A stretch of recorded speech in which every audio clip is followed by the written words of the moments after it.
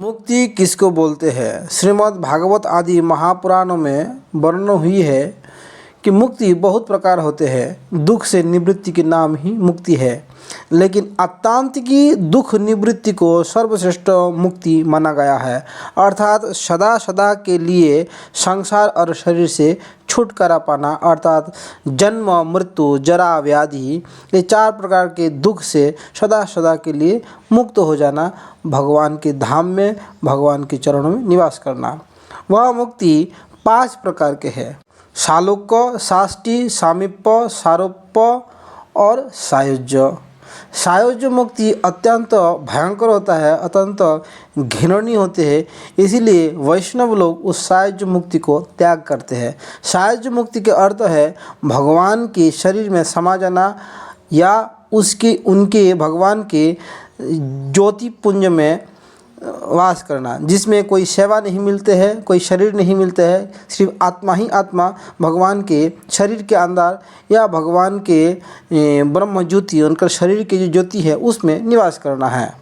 भक्त लोग जो भगवान की प्रेममय सेवा करना चाहते हैं, वो भक्त लोग कदापि उस सायुज्य मुक्ति को ग्रहण नहीं करते हैं। श्रीमद् भागवत में वर्णन किया गया है, शालोक्य, साष्टी, सामीप्य, सारूप्यक तमोपुत दीयमान न गृह्णन्ति बिना मद सेवन जना। ये जो सायुज्य मुक्ति है वो तो भक्त लोग लेते ही नहीं, लेकिन जो बाकी 4 प्रकार की मुक्ति है वो भी भक्त लोग ग्रहण नहीं करते हैं, जो सर्वश्रेष्ठ भक्त होते हैं। मैंने आपको सायुज्य मुक्ति के बारे में वर्णन कर लिया। देखिए, सालोक्य मुक्ति उसको बोलते हैं। सालोक्य मुक्ति के अर्थ है भगवान के लोक में, भगवान के धाम में वास करना, उनके धाम में वास करना। साष्टी मुक्ति का अर्थ है श्री हरि के समान, विष्णु के समान ऐश्वर्य प्राप्त करना। ऐश्वर्यस्य समग्रस्य वीर्यस्य यशस्य श्रिय ज्ञान वैराग्यस्यैव शरणं भगवतींगना। भगवान के पास भगवान होने के लिए 6 प्रकार के ऐश्वर्य चाहिए। 6 प्रकार के ऐश्वर्य के मालिक भगवान श्री कृष्ण है। ऐश्वर्य, समस्त प्रकार के ऐश्वर्य, समस्त प्रकार के सौंदर्य, समस्त प्रकार के ज्ञान, समस्त प्रकार के वैराग्य, समस्त प्रकार की शक्ति, ये सब भगवान श्री हरि के पास पूर्ण रूपतया होते हैं। कोई धनवान हो सकते हैं, कोई धन के बहुत बड़ा मालिक हो सकता है, लेकिन लक्ष्मीपति कोई नहीं हो सकता है, एकमात्र विष्णु ही हो सकते हैं। इस प्रकार हम संसार में भी देख सकते हैं शक्तिमान, धनवान, सौंदर्यमान, लेकिन सर्वश्रेष्ठ सौंदर्य, सर्वश्रेष्ठ ज्ञान, सर्वश्रेष्ठ वैराग्य सिर्फ श्री हरि में ही घटित होता है।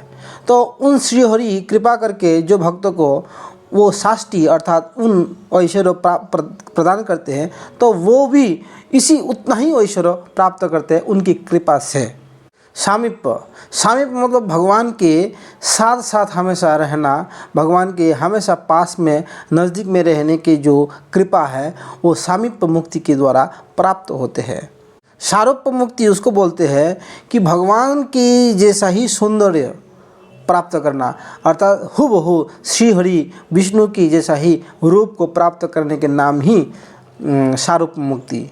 वैकुंठ लोक, अनंत अनंत वैकुंठ लोक है, उन वैकुंठ लोक में जो भक्त है और भगवान, इन सभी के रूप बराबर है।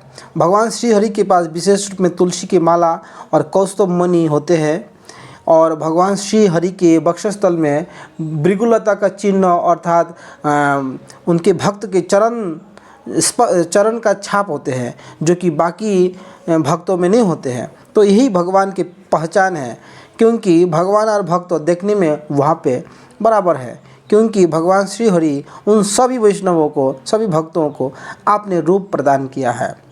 और फिर भी महापुरुष और महान वैष्णवों ने भगवान के इस प्रकार की मुक्ति को नहीं लेते हैं। उनसे वही मांगते कि हे प्रभु, हम कुछ मुक्ति नहीं चाहते हैं, आपके सेवा चाहते हैं, आपके प्रेममय भक्तिमय सेवा हम करना चाहते हैं। उस प्रेममय भक्तिमय सेवा करते ही जब करना प्रारंभ कर देते हैं कोई महापुरुष, कोई भक्त अपने भक्ति की शुरुआत में ही करना प्रारंभ कर देते हैं, तो उसमें 6 लक्षण प्रकट हो जाते हैं। उन 6 लक्षण को बोलते हैं क्लेशाग्नि, शुभधा, सांद्रानंद विशेषात्मा, सुदुर्लभा, मुक्ष लघुता, कृष्ण आकर्षणी। क्लेशाग्नि वो है जिससे हम जन्म, मृत्यु, जरा, व्याधि ये संसार का दुख भोग करते हैं। भिन्न भिन्न प्रकार का दुख भोग करते हैं। 5 प्रकार का दुख भोग करते हैं। किसी जानवर काट लिया, कोई देवताओं के द्वारा दुख, मनुष्यों के द्वारा दुख, अपने शरीर से प्राप्त हुआ दुख, इन सभी दुखों से मुक्त हो जाने के नाम ही क्लेशाग्नि।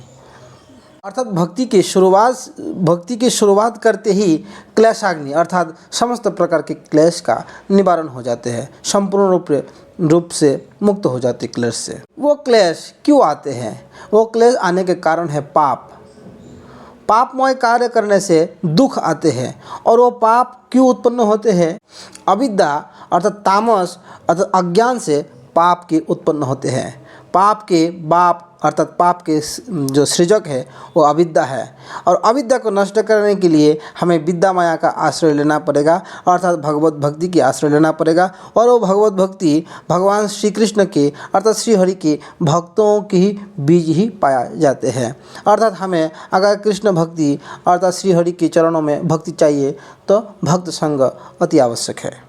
वो पाप के फल भी 4 प्रकार में हमें मिलते हैं: प्रारब्ध, कूट, बीज और फलोन्मुख। प्रारब्ध वो है जिस पाप के परिणाम स्वरूप अभी तक हमें कुछ नहीं मिला है। फलोन्मुख जो पूर्व में हमें जो पाप किया है, जिसके परिणाम स्वरूप हमें अभी भुगतना पड़ रहा है, उसको फलोन्मुख पाप का परिणाम बोलते हैं। और कूट बीज रूप में जो पाप है वो हमारे हृदय में छुपा रहते हैं। वही बीज जब अंकुर धारण कर लेते हैं उसको कूट बोलते हैं, अर्थात आगे चल के वही फलोन्मुख हो जाते हैं। इन सभी प्रकार के पाप से मुक्त होने के लिए भगवान श्री कृष्ण के भजन आवश्यक है। उदाहरण स्वरूप किसी व्यक्ति किसी भयंकर पाप के कारण उनको चंडाल कुल में जन्म हुआ है, और चंडाल कुल में जन्म होने के कारण वो व्यक्ति यज्ञ, पूजा पाठ, व्रत आदि से बहुत दूर रहते हैं, अर्थात उनके द्वारा किसी भी कार्य संपादन नहीं होते हैं। वो गायत्री मंत्र जप नहीं कर सकते हैं, वो हवन पूजा नहीं कर सकते हैं। लेकिन अगर वो निरंतर भगवान श्री हरि के नाम जप करते हैं, हरे कृष्ण कृष्ण कृष्ण हरे हरे, हरे राम राम राम हरे हरे, इस प्रकार अगर वो नाम जप करके अपने को शुद्ध करते हैं, शुद्ध वैष्णव का आश्रय ग्रहण करते हैं, तो उसके पूर्वजन्मों के पाप के परिणाम स्वरूप जो उसको वर्तमान जो उसको चंडाल के शरीर मिला है, भले ही मिले, लेकिन नाम के प्रभाव के द्वारा अर्थात शुद्ध भक्ति के अर्चना करने से, शुद्ध भक्ति को अपने जीवन में अपनाने से उसके जो वो पाप नष्ट हो गया, प्रारब्ध नष्ट हो गया, ब्रह्मा के लेखा खंडित हो गया। वर्तमान वो सब कुछ करने के लिए संपूर्ण रूप से उपयोगी हो गया है।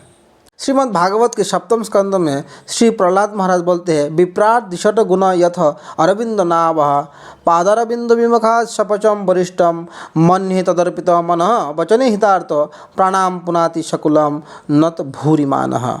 अगर 12 गुण संपन्न ब्राह्मण भी अगर श्रीहरि के भजन से विमुख है तो उससे तो श्रेष्ठ है जो पशु हो के भी भगवान के नाम जप करते हैं। क्योंकि 12 गुण संपन्न जो व्यक्ति ब्राह्मण है वो तो अपने कुल को उद्धार नहीं कर सकते हैं, लेकिन एक कुत्ता खाने वाला चंडाल भी अगर श्रीहरि के नाम हमेशा जप करते हैं तो वो श्रेष्ठ है, क्योंकि वो अपने को तो उद्धार करेंगे ही, अपने पूरा परिवार और समाज को भी उद्धार करने में समर्थ है, जो हमेशा जिसके जीवा पे भगवान के नाम नर्तन करते हैं।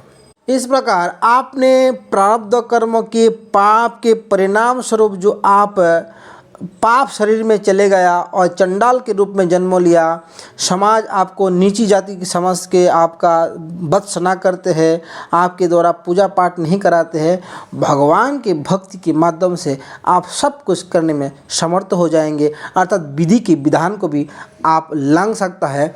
श्री कृष्ण की भक्ति में इतना शक्ति है, इसीलिए उसको बोला गया क्लेशाग्नि। उन मुक्ति से भी कोई गुना ऊपर है, कोटि कोटि गुना ऊपर है श्रीहरि के प्रेम, श्रीहरि के भक्ति, प्रेममयी सेवा। श्रीमद् भागवत के 6 स्कंद में अजामिल की कथा आते हैं। अजामिल किस प्रकार अपने संतान नारायण को बुला करके भी वो संपूर्ण पाप से मुक्त हो गया है। उसने नारायण नाम अपने बच्चा के लिए लिया है, लेकिन भगवान के दूत उनको आके यमदूतों से रक्षा किया है। ये है भगवान नाम का ताकत। हरि भक्ति शुद्धोदय ग्रंथ में श्री नरसिंह भगवान के सामने प्रहलाद महाराज ने स्तुति की और बोला, हे प्रभु, हे जगदीश, आपके सेवा में आपके सानिध्य प्राप्त करके हमें जो आनंद प्राप्त हो रहा है वो आनंद समुद्र की तरह, और ब्रह्मानंद उसके सामने जैसा कि एक बूंद जल के बराबर है, एक बूंद जल के बराबर। भावार्थ दर्शिनी टीका में श्रीधर स्वामी भी इस बात को में और सुंदर ढंग से प्रस्तुत किया है कि कृष्ण प्रेम कितना आनंद घन सागर है, और ब्रह्मानंद अर्थात ब्रह्म में नील हो जाना और सायुज्य आदि मुक्ति जो है उसके सामने एक बूंद, एक ड्रॉप के बराबर है।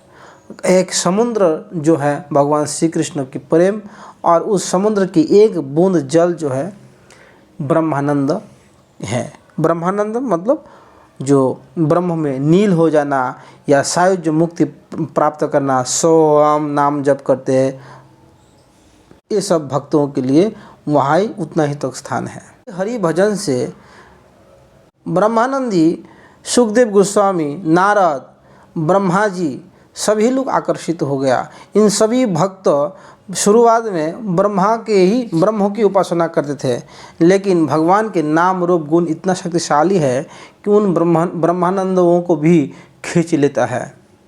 श्रीमद् भागवत में वर्णन है, आत्मरामर्श मुनयो निर्घ्रंत्यप्यरोक्रमे कुर्वन्ति अहेतुकीं भक्तिम इत्थम भूत गुणहरि। आत्माराम मुनियों को भी भगवान के नाम रूप गुण लीला खींच लेता है। मुनि निर्घ्रंथ। इस प्रकार श्रीमन महाप्रभु सार्वभौम भट्टाचार्य को उद्धार करते समय यह आत्माराम श्लोक के उदाहरण देके समझाया कि भगवान श्री हरि के नाम में, उनके रूप में, उनके गुण में इतना शक्ति है कि आत्माराम मुनियों के चित्त भी उनके नाम बरबस खींच लेते हैं। जैसा शौनक आदि ऋषियों को, 4 कुमारों को खींच लिया, सुखदेव गोस्वामी को खींच लिया, ऐसा बड़े बड़े मुनि भी भगवान के नाम में दलित हो जाते हैं, मोहित हो जाते हैं। तो साधारण का क्या कथा है। हरे, ये तो हम सिर्फ क्लेशाग्नि के वर्णन किया है। अभी शुभधा, सांद्रानंद, विशेषात्मा, सुदुर्लभा, मोक्ष लोगता, कृष्णाकर्षणी, ये 5 चीज़ों के ऊपर हम नेक्स्ट अगली वाले एपिसोड में वर्णन करेंगे।